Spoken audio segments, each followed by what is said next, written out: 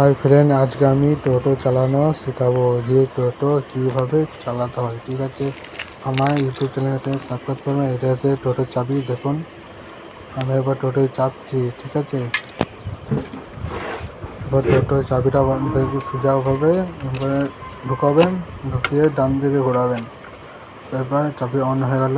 ঠিক আছে, এটা সুইচ, হেডলাইট অন অফ, এটা হচ্ছে ইন্ডিকেটর, এটা হচ্ছে হরেন, ইন্ডিকেটর চলছে এদিকে, এটা হচ্ছে হরেন, এটা হচ্ছে হেডলাইট অন,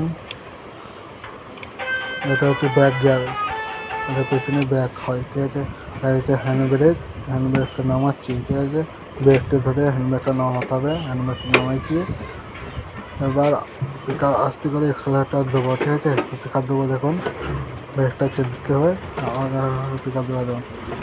পিকআপ দিলাম, গাড়ি যাচ্ছে, গাড়ি চলছে 15, 14, 12 স্পিডে চলছে। হ্যাঁ, লাস্ট স্পিডে পৌঁছে, এখন গাড়ি 25 স্পিডে।